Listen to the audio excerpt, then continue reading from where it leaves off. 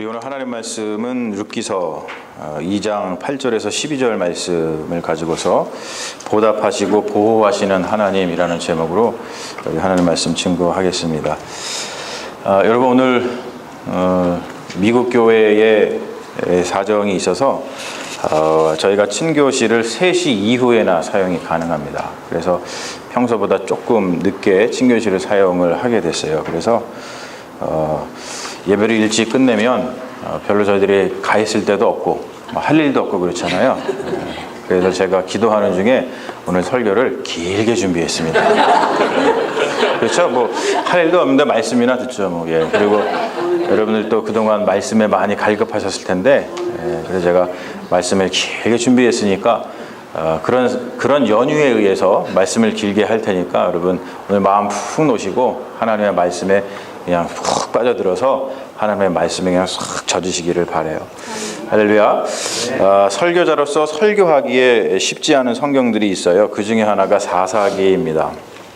사사기를 보면은 뭐 단순하게 보면은 어떤 영웅들이 막 나와서 막 영웅적인 행동을 하는 것 같아서 좀 재미있을 것 같죠. 뭐 물론 스토리는 굉장히 재미있습니다. 하지만 실체는 그렇지 않죠. 굉장히 사사기는 정치적이고 그리고 종교적인 내용을 담고 있습니다. 그런데 그 전체적인 내용과 흐름이 마음을 시원하게 해주는 것이 아니라 오히려 속된 말로다가 굉장히 짜증나게 합니다. 그래서 실제로 읽을 때 사사기 말씀은 뭐 좀 재미있을지 모르지만 그걸 가지고 설교하기에는 참 쉽지가 않아요. 그런데 하나님께서는 참 은혜로운 하나님이시라 사사기만 주신 것이 아니라 룻기를 함께 주셨죠. 룻기서의 1장 1절은 이렇게 시작을 합니다. 사사들이 치리하던 때에 라고 시작을 하고 있어요. 그러니까 룻기는 사사시대에 일어난 일에 대한 기록입니다. 사사기는 이스라엘의 정치적, 종교적 몰락 또는 윤리적인 몰락 이런 것들을 그리고 있는 반면에 룻기서는 그러한 혼란과 어둠의 시대 가운데에서 저만치 혼자서 피는 제비꽃과 같이 희망과 빛을 우리에게 던져주고 있는 것을 볼 수가 있습니다. 사사기는 우리가 사는 세상, 이 세상이라 그러죠. 우리가 사는 세상을 보여줘요. 참 혼란스러운 세상입니다. 정치와 종교가 타락하고 거룩한 윤리를 찾아볼 수 없죠. 거기에서 어떠한 희망을 찾아볼 수도 없을 정도입니다. 한숨만 나오죠. 이러한 시대에 우리에게 꼭 필요한 것은 희망입니다. 희망. 러시아 속담에 이런 속담이 있어요. 희망은 맨 나중에 죽는다라는 속담이 있어요. 그런 것처럼 여러분 모든 것을 다 잃어버려도 희망만은 잃지 말아야 되죠. 하지만 여러분 우리는 이 세상에서 어디에서 희망을 찾을 수 있습니까? 요즘 세상에서는 룻기서와 같이 희망을 주는 말씀이 많이 필요합니다. 그래서 룻기서는 그냥 읽기만 해도 마음이 따뜻해지는 그런 말씀이죠. 이런 찬양이 있어요. 세상은 평화 원하지만 전쟁의 소문도 흘러간다. 이 모든 인간 고통 두려움 끝 그 지겨움은 끝없네. 이런 찬양이 있어요. 그렇죠? 이런 찬양처럼 여러분 오늘이 무슨 날이죠? 그렇죠. 911이에요. 911. 요즘 세상에서 이런 찬양을 우리가 부르지만 오늘이 바로 9.11 참사가 발생한 지 15주년 되는 날입니다. 그런 비극이 발생한 지 15년이 지났는데도 불구하고 세상은 여전히 그와 똑같은 비극이 끊이질 않고 있어요. 또 한국의 소식을 들어보니까 전쟁의 공포가 확산되고 있어요. 북한이 핵실험을 또 강행을 해서 파키스탄처럼 인정받지 못하는 사실상 핵 보유국의 반열에 올라섰다. 뭐 그런 뉴스가 전해지고 있습니다. 이런 세상 속에서 우리는 어디에서 희망을 찾을 수 있습니까? 룻기의 1장 말씀은 나오미의 기구한 인생과 또 시어머니 나오미를 따라서 온 그 모압 여인 룻이 이스라엘의 베들레헴으로 다시 이렇게 오게 된 경위가 기록되어 있습니다. 그리고 룻기서 1장은 이렇게 끝나고 있어요. 나오미가 모압 지방에서 그의 며느리 모압 여인 룻과 함께 돌아왔는데 그들이 보리 추수 시작할 때에 베들레헴에 이르렀더라. 이렇게 끝나고 있습니다. 뭐 시작할 때요? 보리 추수 시작할 때에 이렇게 있어요. 예. 여러분 소설을 좋아하시는 분은 좀 아시겠지만 어떤 시간적인 배경이 나오면 거기서부터 어떠한 중요한 일이 벌어진다는 것을 암시해 주고 있죠. 이 보리 추수 시작할 때라는 시간적 배경은 어떠한 일이 일어날 것이라는 것에 대한 암시를 주고 있습니다. 근데 여러분 어떤 일이 일어날까 굉장히 기대되죠. 룻기서를 읽다 보면 굉장히 기대됩니다. 보리추수 시작할 때에 베들레헴에 도착한 나오미와 룻은 생계를 꾸려 나가기 위해서 이삭 줍기에 나섭니다. 여러분 이삭 줍기 해보셨습니까?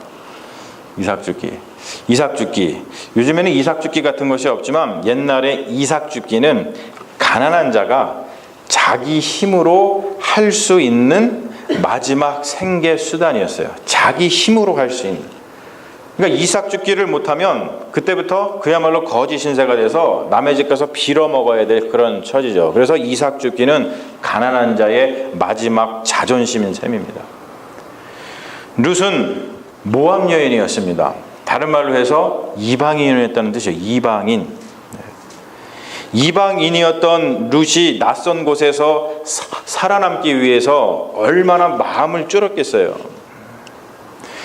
미국에서 이민자로서 사는 우리는 모두 그 마음을 잘 이해하실 거라고 믿습니다. 차별 중에서 가장 극복하기 힘든 차별이 인종차별이죠. 종교차별이고 그렇습니다. 이방인이고 여인이고 남편도 잃은 상태의 룻은 거의 무방비 상태로 세상에 놓여진 것이었습니다. 그러니까 안전장치가 하나도 없는 상태에서 외줄타기를 하고 있는 것과 똑같은 그런 상황이었어요. 세상에서 소외된 자 중에서 가장 소외된 자였습니다. 근데 사실 여러분 이것이 얼마나 두렵고 떨리는 일인지 우리는 대부분 경험하지 못해서 잘 알지 못하죠. 바로 그 룻이 배는 자를 따라서 이삭 줍기를 하다가 우연히 오늘 말씀해 보면 우리 읽진 않았지만 우연히 엘리멜렉 룻의 시아버지입니다. 엘리멜렉의 친족 보아스에게 속한 밭에 들어갔다라고 말씀을 전하고 있어요. 지형도 낯설고 문화도 낯설고 사람도 낯설었던 룻이 무엇을 알아서 보아스의 밭에 들어갔겠어요? 그냥 우연히 들어갔어요. 게다가 배는 자를 따라서 이삭 줍기를 하면 허리를 숙이고 이렇게 하다 보면 정신이 없이 이삭을 담아야 되기 때문에 자신이 지금 어디로 가고 있는지도 몰라요. 그리고 여러분 생각해 보세요. 이삭 줍는 여인이 룻 하나밖에 없었겠습니까? 가난한 자들은 다 와서 이삭 줍기를 했을 텐데 이삭 줍기 자체도 굉장히 경쟁적으로 이루어졌을 거예요. 그러니까 정신이 없었을 겁니다. 우연이라는 말로 성경에는 표현이 되어 있지만 사실 이것은 말로 설명이 안 되는 하나님의 은혜와 섭리를 나타내주는 그러한 표현입니다. 우연이라고 하기에는 너무나도 필연적이고 그리고 감사와 탄성이 저절로 흘러나오는 그러한 일들이 우리 주변에 얼마나 많이 일어나고 있습니까? 그러한 우연, 즉 하나님의 은혜와 섭리가 없다면 역사는 만들어지지 않습니다. 제가 이곳에 오지를 못해서 시간도 없고 여기 뭐 와본 적이 없는데 집을 구해야 되잖아요. 그래서 집을 어떻게 구했냐면 인터넷을 들어갔어요. 그리고서는 이 지역에서 그냥 뭐 좀 싸고 뭐 괜찮다 싶은 아파트를 딱 찍어서 그냥 계약하고 왔습니다. 그냥 뭐 이렇게 알아보고 온 것도 아니에요. 그냥 왔어요. 근데 와서 보니까 다행히도 집 근처에 그 바트라고 있죠. 바트, 그 전철. 그게 가까운 곳에 있더라고요. 제가 이 조지아 생각을 가지고 있어가지고 여기 오면은 대중교통이 있을 거라는 것을 전혀 상상하지를 못했습니다. 그런데 이 바트역에 가깝지 않았다면 제가 뭐 일주일에 학교를 갑니다만 학교 다니는데 아주 큰 어려움을 겪을 뻔했어요. 그리고 또 집을 구하고서 와보니 이사를 와보니까 우리 김영환 집사님 집도 거기서 가까우시더라고요. 여러분 우연이라고 말하기에는 너무나도 절묘하죠. 그래서 제가 요즘에 너무 감사하다. 그런 감사가 저절로 나와요. 그런 일들이 우리 삶 가운데는 정말로 많죠. 룻은 우연히 보아스의 밭에 들어갔는데 거기에서 하나님의 섭리하심 가운데 이 보아스와 운명적인 만남이 이루어집니다. 보아스는 엘리멜렉의 친족이었고 그리고 유력한 자로 소개되고 있어요. 유력한 자라고 하는 것을 보니까 사회적으로 지위와 덕망이 있는 자였던 것 같아요. 여러분 보아스를 한번 만나보시죠. 보아스는 어떤 사람이었냐면 말씀해 보면 일터에 드러내자마자 자신의 모습을 일터에 드러내자마자 일꾼들에게 이렇게 인사를 건네는 사람이었어요. 여호와께서 너희와 함께 하시기를 원하노라. God be with you. 여러분 보통 사장님 같으면 이렇게 하지 않으시죠? 여기 사장님도 계실 거고 아니면 사장님 밑에서 일하시는 분도 계실 텐데 보통 사장님 같으면 이렇게 하지 않아요. 보통 사장님들은 잔소리부터 합니다. 그런데 보아스는 사장님임에도 불구하고 복을 빌어줬어요. 일꾼들에게 복을 빌어줬어요. 참 놀라운 일이죠. 보아스의 축복을 받은 일꾼들이 거기에 대해서 또 복 비는 말로다가 보답을 합니다. 뭐라 그러냐면 여호와께서 당신에게 복 주시기를 원하나이다. God bless you. 여러분 참 훈훈한 장면이죠. 우리 그리스도인의 삶 가운데에서는 이렇게 훈훈한 장면들이 매일같이 나타나야 될 줄로 믿습니다. 여러분 사람이 사람에게 무엇을 해줄 수 있다고 생각하세요? 사실 사람이 사람에게 해줄 수 있는 것은 별로 없어요. 사람이 사람에게 해줄 수 있는 최고의 것은 복을 빌어주는 것입니다. 우리가 무엇을 해줄 수 있겠어요? 하나님께서 대신 일하셔서 그들의 삶을 회복시켜 주시고 하나님께서 그들과 함께 하셔서 그들의 어려운 문제를 해결해 주시고 이렇게 하도록 우리가 서로가 서로에게 복 비는 기도를 많이 해주는 것이 사실은 가장 중요합니다. 여러분 복 중에서도 가장 좋은 복은 뭐냐면 하나님께서 함께 하시는 복이 최고의 복입니다. 할렐루야. 별로 아멘을 안 하시는데 속으로다가 웃기시네. 복 중의 복은 뭐니 해도 머니지 라고 하고 계시는 분이 계시는지 모르겠어요. 여러분 그렇지 않습니다. 다시 한번 말씀드립니다. 복 중에서 최고의 복은 하나님께서 함께 하시는 복인 줄로 믿습니다. 할렐루야. 여러분 그렇기 때문에 이 존 웨슬리 목사님 잘 아시죠? 존 웨슬리 목사님도 마지막에 숨을 거두시면서 이런 말씀을 하셨어요. 우리에게 가장 좋은 것은 하나님께서 우리와 함께 하시는 것입니다. 제가 영성신학자 안셀름 그린의 책을 굉장히 즐겨 읽습니다. 안셀름 그린이라고 들어보셨는지 모르겠어요. 독일의 유명한 영성신학자인데 그분이 책을 많이 쓰셨어요. 제가 그래서 그 책을 다 사가지고 읽고 또 읽고 그렇게 하고 있습니다. 근데 그분의 책에서 배워서 실천하고 있는 것이 한 가지 있어요. 그게 뭐냐면 누군가를 만나기 전에 그 만날 사람을 위해서 복 비는 기도를 먼저 하고 그 사람을 만나는 거예요. 제가 누군가를 만나기 전에 헐레벌떡 그냥 가지 않습니다. 만나는 사람이라든지 아니면 만나는 어떤 그룹을 위해서 복 비는 기도를 꼭 하고 가요. 여러분 제가 여기 오기 전에 여러분들을 위해서 얼마나 복을 빌고 왔는지 몰라요. 그냥 이렇게 짐 싣고서 그냥 오지 않았고요. 얼마나 여러분들을 위해서 기도를 복 비는 기도를 많이 하고 왔는지 몰라요. 여러분들은 여러분들도 알지 못하는 사이에 저를 통해서 이미 하늘의 복을 받으신 줄로 믿습니다. 이 하루의 일과를 생각하면서 그날 만나게 될 사람들을 위해서 축복 기도를 하는 것은 굉장히 중요합니다. 이 안셀름 그림이 어떻게 그것을 가르쳐주고 있냐면 이런 문구를 통해서 가르쳐주고 있더라고요. 그래서 제가 이거 늘 사용하는데 주님 오늘 내가 만나는 사람들에게 복 내려 주옵소서. 그리고 그들을 통하여서 당신의 은혜를 입게 하소서. 이런 기도를 드리라고 가르쳐주고 있더라고요. 여러분 사실 그렇죠. 많은 사람들이 이런 기도하지 못해요. 뭐라고 기도하냐면 주님 저한테 복 주세요. 주님 제가 복이 필요합니다. 주님 나한테 복을 주세요. 우리는 그런 이기적인 기도를 하죠. 굉장히 이기적인 기도를 합니다. 이런 이기적인 기도를 하고 난 다음에 나가서 어떤 사람을 만날 때 마음속으로 이렇게 얘기하죠. 너 오늘 나 만난 거 복 받은 줄 알아라. 그렇죠. 왜요? 내가 하나님께 복 받은 사람이니까. 나 그렇게 기도하고 왔으니까 너 오늘 복 받은 줄 알아. 나같이 복덩이 만났으니까 얼마나 복 받은지 몰라. 사실은 우리는 이렇게 기도하고 갑니다. 여러분 얼마나 교만합니까? 교만하지 말아야죠. 제가 얼마나 겸손한 사람이면, 그래서 지난주에 말씀드렸죠. 얼마나 겸손한 사람이면 저는 기도도 그렇게 하지 않아요.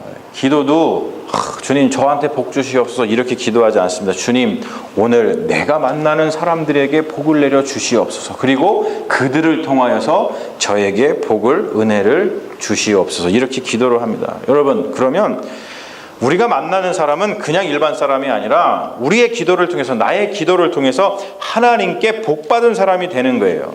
그러니까 나는 그냥 일반 사람을 만나는 것이 아니라 복덩이를 만나게 되는 것이죠. 사랑하는 여러분, 아무리 왼수 같은 인간을 만난다 하더라도 오늘 어떤 사람을 만나는데 그 인간이 왼수예요. 왼수. 그 인간이 왼수예요. 그러면은 그렇게 기도하지 마시고 주님 그 사람한테 복을 주시옵소서. 그리고 그 왼수 같은 인간을 위해서 복을 빌고서 만나면 여러분 저희가 가서 만나는 사람이 왼수예요? 아니면 하나님께 복을 받은 복덩이예요? 복덩이가 되는 거예요. 그 사람이 왼수인지 아닌지는 중요하지 않습니다.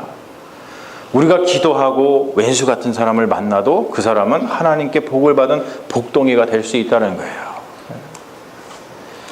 가정이든 교회든 어느 집단이든 그 구성원들 간에 어떠한 말을 주고받는지를 보면은 그 공동체의 미래가 보이죠. 가정에서부터 부부간에 또는 부모 자식간에 서로 복을 빌어주는 말을 하는 것은 대단히 중요합니다. 특별히 부부간에 가족간에 좀 의식적으로, 좀 intentionally, 의도적으로 복을 빌어주는 말을 잘 해야 됩니다. 여러분 인간은 어느 한 곳에 머물러 있는 존재가 아니라 계속해서 변해가는 존재죠. 영어로 하면 a becoming being이라 그래요. 되어가는 존재라고 얘기를 합니다. 그래서 되어가는 존재, 변해가는 상황 속에서 서로 노력하지 않으면 낭패를 보기 십상입니다. 사람은 그냥 그 자리에 결코 머물러 있지 않아요. 계속해서 변해가죠.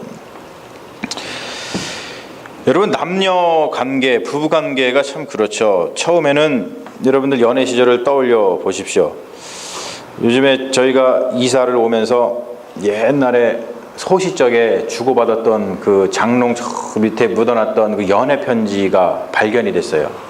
보물과 같은. 짐을 다 싸야 되다 보니까 그거를 그래서 집사람이 꺼내가지고 한번 읽어보라고 주더라고요. 그래가지고 집사람은 차마 못 읽겠다고 그러고 나보고 한번 읽어보라고. 그래서 제가 그거를 딱 읽어가지고 야 보니까 정말로 동화 속에서나 나오는 고운 말이 써 있더라고요.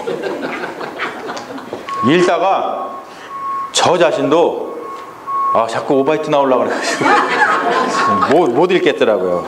거기 보면은 막 공주님, 뭐 왕자님, 뭐 내 눈에는 뭐 그대가 천사로 보여요, 뭐 아름다워요, 내 눈에는 당신밖에 안 보여요, 이런 말이 막 등장을 하더라고요. 여러분들도 그러셨을 거예요. 아마득한 옛날 얘기겠죠. 근데 여러분 시간이 지나면 언어가 바뀌어요. 옛날에는 막 천상의 영어를 쓰고 동화 속에서 나오는 언어를 쓰다가 시간이 지나면 언어가 어떻게 바뀌냐면 매우 인간적인 언어로 바뀌어요. 얼마나 인간적인 말을 쓰시는지 말하다 보면 이 인간, 저 인간, 아주 인간적인 언어를 쓰시더라고요. 그러다가 더 시간이 지나고 심해지면 언어가 인간도 아니야. 이제 동물로 변해. 동물로. 개, 소 막 이런 게 등장을 해요. 여러분 그러다가 어떻게 되죠? 그러다가 서로 알아듣지 못하는 외계어를 써요. 외계어. 그러다가 서로의 보금자리인 지구를 떠나는 거예요. 남자는 화성으로 돌아가고 여자는 금성으로 돌아갑니다. 여러분 제 생일이 3월 6일입니다. 제 생일이 언제라고요? 제 생일이 3월 6일입니다. 3월 6일 경칩. 경칩이 뭔지 아시죠? 예, 개구리가 깨어나는 날. 예, 제 생일이 3월 6일이에요. 작년인가 생일날 케이크를 자르고 또 밥상을 집사람이 차려주고 막 그래서 너무 고마운 거예요. 진짜 고맙더라고요. 고마워가지고 저희가 연애를 오래 했거든요. 그래서 옛날에는 뭐 오빠 뭐 이러고 했어요. 그래서 제가 오랜만에 영숙이 오빠 사랑하지? 이렇게 물어봤어요. 그랬더니 제 생일날 집사람이 눈을 부릅뜨고서는 저한테 태어난 날 죽고 싶어? 얘들아 태어난 날 죽고 싶어? 어? 내가 애들 때문에 산다? 그래서 한바탕 막 웃은 적이 있습니다. 여러분 연애할 때 우리 집사람이 제 몸에서 애기 냄새 난다 그랬어요. 애기 냄새 연애할 때. 그런데 요즘에는 독소 냄새 난다 그래요. 맨날 독소 냄새 난다고 아침에 그냥 한동안 눈만 뜨면은 해독 주스를 막 들이댔어요.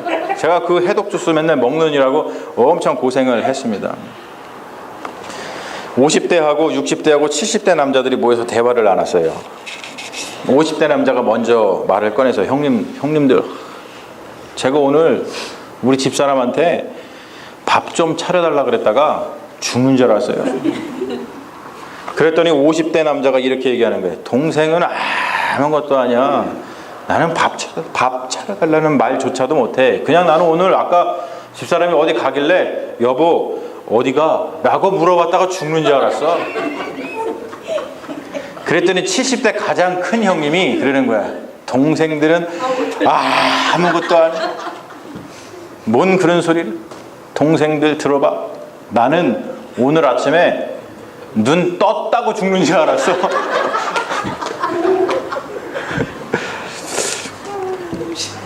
여러분 특히하게 여성분들 남자들한테 좀 잘해주십시오. 네? 좀 밥 좀 차려달라고 그러면 좀 차려주시고 어디 가냐고 물어보면 어디 간다고 좀 대답해 주시고 아침에 또 눈 떴다고 너무 그러지 마세요. 따뜻하게 대해 주십시오. 여러분 서로 복을 빌어 주십시오. 복을 빌어주고 싶은 마음이 눈꽃만큼도 없어요 라고 하는 마음이 있어도 복을 빌어 주십시오. 말에는 능력이 있습니다. 말에는 능력이 있어요. 서로 복을 빌어주는 고운 마음을 하면서 사는 것이 굉장히 중요하죠.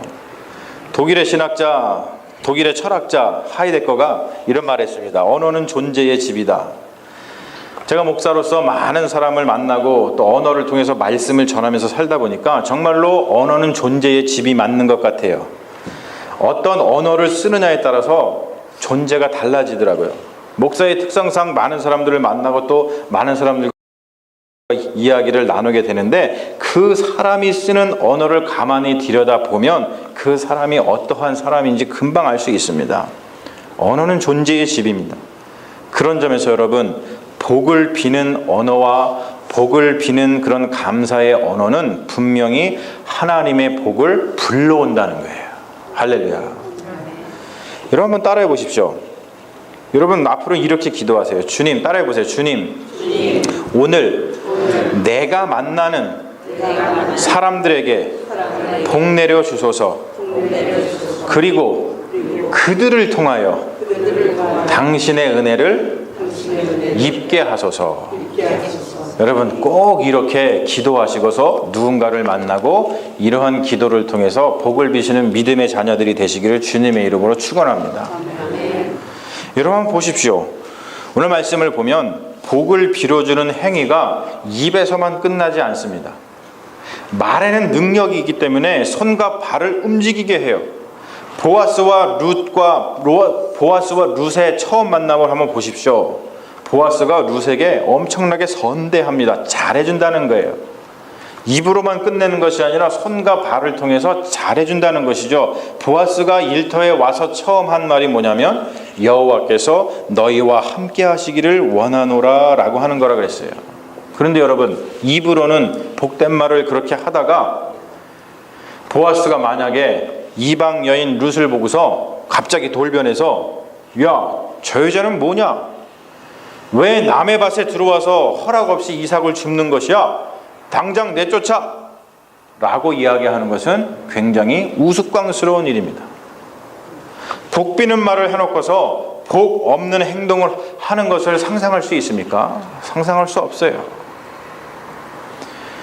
보아스는 복을 빈 자답게 룻에게 선대합니다. 자기 밭에 머물 것을 허락을 하고 다른 곳에 가지 않아도 된다. 그리고 부리는 일꾼들에게 룻을 보호해 주라고 명령합니다. 그리고 마른 목을 축이도록 해줘요. 얼마나 힘들었겠어요. 그 당시에는 무슨 한일 자동 펌프가 있어가지고 물 틀면 그냥 나오는 것이 아니라 길을 내면 저 먼까지 갔다 와야 되는데 여자의 힘으로 저기까지 갔다 와서 힘들고 어려운데 물 한 모금 먹는 게 얼마나 힘들었겠어요. 그런데 보아스는 선대합니다. 마음껏 먹어라. 그리고 배고픈 배도 부르게 해줍니다. 사랑하는 여러분, 이게 중요해요. 보아스가 근본적으로 이렇게 복을 빌어주고 실제로 사람들에게 선대할 수 있었던 이유가 있었다는 것이죠. 왜 그러냐면 보아스는 하나님께 마음을 두고 사는 경건한 자였기 때문에 그 일이 가능한 겁니다. 성경에서 말하는 경건이란 야고보서 1장 27절에 나와 있듯이 고아와 과부를 그 환난 중에 돌보고 또 자기를 지켜 세속에 물들지 아니하는 것, 이것이 경건입니다. 지금 이러한 일이 벌어지고 있는 때가 사사시대입니다. 사사시대에 이러한 사람이 있었다는 것은 정말로 놀라운 일이었어요. 사사시대는 한마디로 사사기에 보면은 정리를 하고 있죠. 사람이 각기 자기의 소견에 옳은 대로 행하였더라. 그때에는 왕이 없었더니. 왜 왕이 없어요? 있죠. 여호와 하나님께서 왕이신데 그때에는 왕이 없었더니 사람들이 자기 각기 소견에 옳은 대로 행하였더라. 이게 무슨 말입니까? 하나님이고 뭐고 다 필요 없고 내 생각이 원하는 대로, 내 생각이 미치는 대로 행했던, 즉 하나님을 모르던 때였다, 그런 뜻입니다. 그러나 여러분, 그러한 시대에 보아스 같은 사람이 있었어요. 보아스는 하나님을 알았습니다. 그래서 그는 하나님께 마음을 두고 살았다는 거예요. 오늘 우리가 읽은 본문 11절과 12절 말씀을 보면 보아스가 룻에게 선대하는 결정적인 이유가 나옵니다. 뭐냐면 룻이 이방 여인이었음에도 불구하고 시어머니 나오미를 따라서 이스라엘을 택하고 여호와 하나님을 택했기 때문입니다. 오늘 말씀을 보시죠. 여호와께서 내가 행한 일을 보답하시기를 원하며 이스라엘의 하나님 여호와께서 그의 날개 아래에 보호받으러 온 내게 온전한 상 주시기를 원하노라. 할렐루야. 이것이 바로 자기를 지켜 세속에 물들지 아니하는 경건입니다.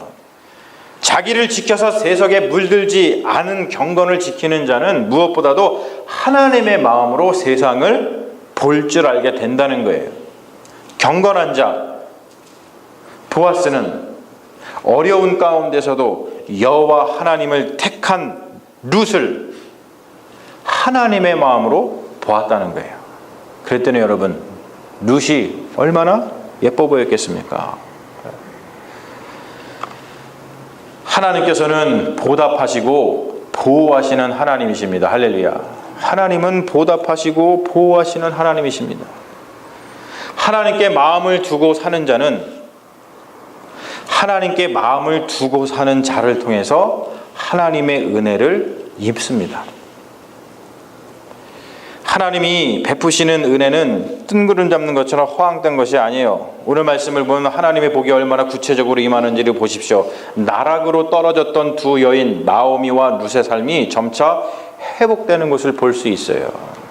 여러분, 제가 아버지가 대학생 때 돌아가셨어요. 돌아가신 지 한 18년 정도 됐습니다. 그래서 유학을 나오는 것이 쉽지가 않았어요.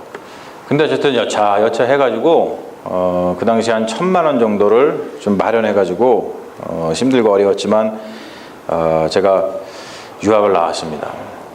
유학을 나와서 공부를 하는데 여러 가지 힘들고 어려운 게 참 많더라고요. 유학을 하다 보니까 이게 다 좀 돈 싸움이더라고요. 그래서 제가 좀 꿈을 접고 그리고서 이제 목회 그 개척을 또 해보고 싶거든요. 쭉 공부를 계속 PhD까지 하지 못하고 좀 중간에 접고 그리고서는 또 우리 감리교는 빨리 개척을 하고 뭐 우리 목사 안수도 받고 또 그래야지 또 이렇게 여러 가지 좋은 게 있어서 제가 또 개척도 해보고 싶어가지고 개척을 나가게 됐습니다.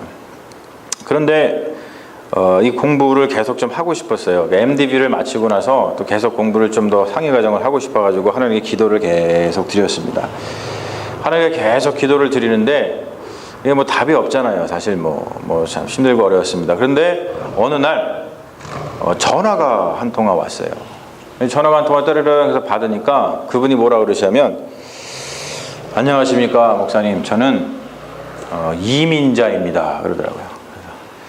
이민자가 영어로 이미그런트, 이민자인가? 나도 그럼 이민자인데. 그랬더니 나중에 알고 보니까 이미그런트 이민자가 아니라 성은이시요 이름은 민자예요. 이민자 집사래. 어디 사십니까? 그랬더니 텍사스 산대. 텍사스. 그래서 왜 전화하셨습니까? 그랬더니 뭐 이런 거 저런 걸 얘기해요. 그랬더니 제가 한 20분 좀 통화하다가 왜 전화를 하셨는지 직접 얘기하셔요. 그랬더니 이렇게 얘기하더라고요. 목사님, 혹시 공부를 하고 싶은데 돈이 없어서 하나님께 기도하고 있지 않았습니까? 이러더라고요. 그래가지고 제가 깜짝 놀랐어요. 그거 어떻게 하셨습니까? 그랬더니 본인이 하나님께 기도하고 있었었는데 하나님이 음성을 들려줬대요. 저기 콜럼버스 조지아에 장준식 목사라는 사람이 있는데 공부를 하고 싶은데 돈이 없어서 나한테 기도하고 있다. 그러니까 네가 도와줘라. 지금 표정을 보니까 장 목사가 구라치네 이런 표정으로다가 지금 보고 계시는 것 같아요. 여러분, 저는 거짓말쟁이가 아닙니다. 예, 저 많이 배운 사람이고 신실한 주님의 종입니다. 정말로 이런 일이 있더라고요. 다시 한번 물어봤어요. 어디서냐 그랬더니 텍사스. 네, 텍사스. 깜짝 놀랐습니다. 그러면서 저한테 하는 얘기가, 목사님, 그 공부하는데 얼마나 필요합니까? 그래요. 그 당시에 벌써 한 10년 됐습니다. 그 당시에 그거 과정을 마치려면 THM이었습니다. THM, 그 석사 하나 더였었는데 그거 하는 한 14,000불 정도가 들었어요. 그래서 한 14,000불 정도 듭니다. 그랬더니 그분이, 목사님, 제가 그거 보내드릴 테니까 공부하십시오. 너무 기쁘잖아요. 그래서 그 돈이 오기를 기다렸습니다. 근데 여러분, 제 질문을 한 가지 드리죠.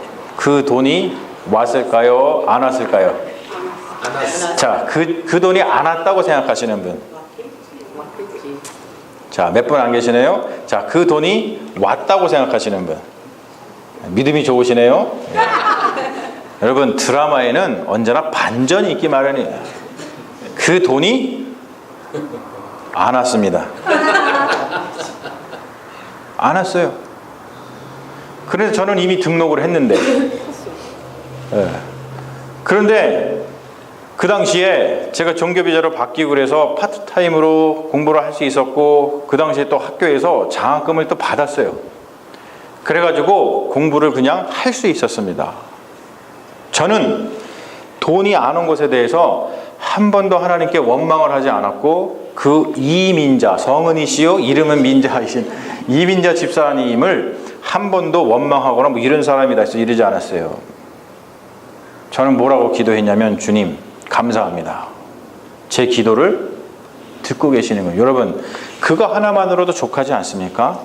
그렇죠. 그거 하나만으로도 족한 거예요. 하나님께서 내 기도를 듣고 계시다는 것 하나만으로도 사실은 우리가 족해요. 그런데 여러분, 여기서 끝나면 제가 이야기를 안 하죠. 1년이 지났어요. 그냥 진짜 딱 1년이 지났어요. 잊고 살았어요. 성은이시요 이름은 민자예요. 잊고 살았어요. 1년 동안. 그런데 어느 날 또 따르릉 전화가 왔습니다. 와서 하는 말이, 여보세요? 그랬더니 목사님, 이민자 집사입니다 그러더라고요. 저는 그 순간 제 귀를 의심했습니다. 그리고 제 귀에서는 이민자라고 들리지 않고 배신자요. 배신자로 이름은 성은 배시요 이름은 신자로 들리더라고요. 그 이민자 집사가 목소리를 높여서 목사님 죄송합니다. 제가 보내드렸어야 되는데 그동안 너무나 많은 일이 있었고 본인과 언니가 갑자기 죽는 바람에 경황이 없어서 보내질 못했고 너무나 죄송합니다. 목사님 제가 꼭 이번에는 보내드리겠습니다. 자, 다시 질문합니다. 괜찮습니다. 자, 그 돈이 왔다고 생각하시는 분, 자, 안 왔다고 생각하시는 분. 우리 정영희 권사님은 끝까지 신념을 지키시는 거지, 안 왔다고. 예, 대단하십니다. 하지만 여러분, 왔습니다. 할렐루야. 이럴 땐 박수를 쳐야 되는 거예요. 남의 얘기라고 막 그러면 안 돼요. 예. 왔는데 놀랍게 왔어요. 14,000불이 왔는데 캐시로다가 그냥 캐시로다가 왔어요. 그렇죠. 그냥만 대단한 분이더라고. 그거를 캐시로 보내왔어. 네. 4,000불은 캐시로 왔고 10,000불은 저기 그 머니오드로 온 것 같아요. 캐시. 그런 것 같아요. 근데 4,000불은 진짜로 캐시로 왔어요. 제가 여러분 그거 붙잡고 한참을 울었어요. 저는 이 얘기 할 때마다 눈물을 흘려요. 한참을 울었어요. 한참을. 네. 이런 일이 있구나. 정말 이런 일이 있어요, 여러분. 너무나 놀랍죠. 사랑하는 여러분, 하나님께서는 보답하시고 보호하시는 분이에요. 저는 인생을 살면서 힘들고 어려웠지만 한 번도 일찍 돌아가신 아버지를 원망한 적이 없어요. 왜 아버지 이렇게 일찍 돌아가셔가지고 나를 고생하게 하실까? 그리고 또 왜 하나님은 아버지 일찍 데려가셔가지고 이렇게 나를 힘들고 어렵게 하시나라고 한 번도 원망해 본 적이 없어요. 늘 하나님께 마음을 두고 살았습니다. 지금도 마찬가지입니다. 사랑하는 여러분, 하나님께 마음을 두고 사십시오. 하나님께 마음을 두고 사십시오. 할렐루야. 하나님께 마음을 두고 살면 하나님은 당신께 마음을 두고 사는 자들을 결코 그냥 내버려 두지 않으십니다. 하나님은 룻이 보아스의 보리밭에서 이삭을 줍는 것을 통해서 먹을 것을 얻는 것에 그치지 않고 나오미와 룻의 삶을 근본적으로 해결해 주십니다. 나오미와 룻은 이렇게 생각했을지 몰라요. 야, 나오미 이제 보아스를 만났으니까 괜찮다. 보아스가 그냥 이삭만 자유롭게 죽게 해줘도 우리는 감지덕지다. 그 사람들 수준에서는 그거만 생각을 했을지 모릅니다. 하지만 여러분, 하나님은 그들이 상상하지 못한 놀라운 일을 이루셨다는 거예요. 즉 뭡니까? 룻과 나오미의 삶을 근본적으로 해결해 주고 계세요. 그러려면 그 당시 가족이라는 울타리로 들어갈 수밖에 없는데, 즉 뭐냐면 룻이 다시 결혼하는 수밖에 없었어요. 그게 그 당시 상황이었습니다. 근데 여러분, 우리가 알죠? 결혼을 하게 되잖아요. 하나님께서는 보아스를 통해서 기업 물을 자, 고엘법이라 그럽니다. 그 기업 물을 자 고엘법 의무를 감당하게 하셔서 룻을 보아스의 아내가 되게 하시고 두 여인의 고단한 삶을 근본적으로 해결해 주십니다. 여러분, 이것뿐만이 아니에요. 우리가 알죠. 우리가 알다시피 보아스는 다윗의 증조 할아버지입니다. 룻기서는 이렇게 끝나요. 룻기서가 이렇게 끝나요. 보아스는 오벳을 낳고 오벳은 이새를 낳았고 이새는 다윗을 낳았더라. 이렇게 끝납니다. 예수 그리스도는 다윗의 혈통에서 오셨습니다. 하나님께서는 보아스와 룻 그리고 다윗의 혈통에서 나오신 예수 그리스도를 통하여서 모든 피조물들의 근본적인 문제를 해결해 주셨습니다. 이것이 바로 하나님께 마음을 두고 사는 경건한 자를 통해서 이루시는 보답하고 보호하시는 하나님의 위대한 역사인 줄로 믿습니다. 할렐루야. 하나님께서는 룻의 아름답고 신실한 결단, 너무나도 신실한 결단이죠. 어머니께서 가시는 곳에 나도 가고 어머니께서 머무시는 곳에 나도 머물겠나이다. 어머니의 백성이 나의 백성이 되고 어머니의 하나님이 나의 하나님이 되리이다. 할렐루야. 얼마나 거룩한 고백입니까? 얼마나 거룩한 결단입니까? 하나님은 결코 이것을 그냥 넘기지 않으셨습니다. 하나님께서는 당신께 마음을 두고 살겠다고 다짐하는 자들을 결코 그냥 놓아두지 않으신다는 거예요. 다시 한번 말씀드립니다. 하나님께서는 보답하시고 보호하시는 하나님이십니다. 하나님의 지혜, 구원의 경륜이라 그래요. 하나님의 지혜와 인간의 순종이 만나면 기적이 만들어져요. 룻은 시어머니 나오미에게 순종을 했고 보아스는 하나님께 순종했습니다. 결국 나오미나 룻이나 보아스나 모두 하나님께 순종을 한 것이죠. 하나님의 지혜, 구원의 경륜과 인간의 순종은 역사를 바꿉니다. 우리의 역사가 이것 때문에 바꿔졌잖아요. 예수 그리스도가 이 혈통에서 나왔다는 것을 우리 모두는 알고 있습니다. 여러분, 또한 우리는 그것을 십자가에서 봅니다. 십자가는 하나님의 지혜였어요. 유대인에게는 거리끼는 것이었고 헬라인에게는 어리석은 것인 줄지 몰라도 하나님의 지혜였습니다. 십자가는. 그런데 여러분, 예수 그리스도께서는 바로 하나님의 지혜였던 그 십자가 위에서 죽기까지 순종하셨습니다. 그때 무슨 일이 일어났습니까? 구원의 역사가 일어났습니다. 우리의 역사가 완전히 바뀌어버렸다는 거예요. 죽음만이 가득한 이 세상에서 바로 하나님의 지혜와 인간의 순종이 만났더니 희망이 생겨났어요. 그것이 바로 하나님께서 우리에게 베푸신 구원의 은혜입니다. 하나님께 마음을 두고 사는 자들에게 말하는 것 같은 시 한 편을 제가 소개합니다. 무성한 여름은 가네라고 하는 시예요. 한번 보실까요? 제가 한번 읽어볼게요. 미친 폭우장마에 떠내려간 여름아, 핥힌 가슴에 남은 쓰라린 아픔들아, 스스로 황당해 물러가는 늦더위 끝자락에 서서 그래도 태양은 살아남은 들판의 곡식들을 향해 잘 익어라, 잘들 여물어라 다독이는데 모시날개 고추잠자리 하늘 가득히 장마가 언제 왔더냐고, 내일의 황금 물결을 기다리라고 흰구름 실바람 향해 투명한 가을을 이야기한다. 굉장히 좋은 시입니다. 우리 김용준 장로님께서 쓰신 시입니다. 여러분, 우리 그린교회를 생각할 때에 제가 이 시가 우리 그린교회를 향해서 주는 하나님의 말씀처럼 사실 들렸어요. 이 시를 읽으면서.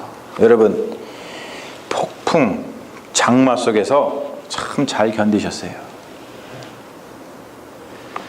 핥힌 가슴에 쓰라린 마음을 주님께서 위로해 주시고 회복해 주실 줄로 믿습니다.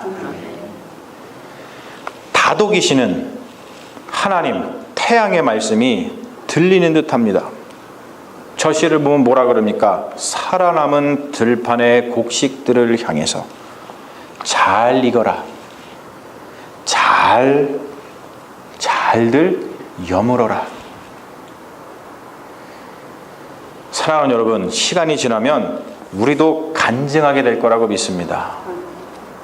우리한테 언제 장마가 있었지? 간증하게 될 줄로 믿습니다. 할렐루야. 사랑하는 여러분, 우리는 보호하시고 우리를 인도하시는, 우리에게 보답하시는 하나님의 은혜를 믿고 내일의 황금 물결을 기다립시다. 사랑하는 여러분, 하나님을 믿으시죠? 하나님의 지혜를 믿으시죠? 그것이 십자가처럼 미련해 보일지라도 믿으십시오. 그렇다면 우리 모두 하나님께 순종하는 마음을 가지고 살아간다면, 우리가 하나님께 마음을 두고 살아간다면 우리가 절대적인 믿음을 가지고 하나님에게 마음을 두고 살아간다면 하나님께서는 우리와 함께 하실 줄로 믿습니다. 여러분, 신앙의 결단을 내리십시오. 그 결단이 여러분의 언어부터 바꿀 것이고, 하나님께 마음을 두고 살아가는 자의 언어는 은총의 언어, 축복의 언어로 바뀌게 될 줄로 믿습니다. 하나님께 마음을 둔 그 마음이, 그 마음에서 우러나오는 축복의 언어가 여러분의 삶으로 하나님의 구체적인 복을 불러오게 될 줄로 믿습니다. 그러면 여러분, 우리에게 가장 좋은 것은 하나님이 우리와 함께 하시는 것인데, 하나님 당신께 마음을 두고 사는 경건한 자들은 반드시 하나님께서 보답하시고 보호하신다는 것을 잊지 마시고, 하나님께 마음을 두고 살아가시는 믿음의 자녀가 되시기를 주님의 이름으로 축원합니다. 아멘. 우리 잠시 기도하겠습니다. 보호하시고 보답하시는 주님, 룻처럼 보아스처럼 우리도 결단하나이다. 전쟁의 소문과 거룩한 윤리의 상실만을 목격하는 세상에서 희망을 잃어버리기 쉬운 연약한 우리들에게 예수 그리스도의 소망을 발견하게 하옵소서. 보아스처럼 하나님께만 마음을 둔 경건한 자가 되게 하시고, 하나님의 마음으로 세상을 보는 자가 되게 하옵소서. 우리의 입에서 나오는 언어가 감사와 찬양의 언어가 되게 하시며, 우리의 행동이 감사와 찬양의 언어에서 맺는 열매가 되게 하옵소서. 하나님의 구원의 경륜과 우리들의 순종은 우리가 상상하지 못한 거룩한 희망을 만들어내는 줄로 믿사오니, 룻과 보아스처럼 어떠한 상황에서도 하나님께만 마음을 두고 살아가겠다고 결단하는 신실한 주의 백성이 되게 하옵소서. 폭우와 장마 속에서 핥히인 가슴에 쓰라린 마음을 부둥켜 안으시며 우리를 다독이시는 주님, 주님께만 마음을 두고 살아가겠사오니 신앙의 열매가 잘 익고 잘 여물게 하옵소서.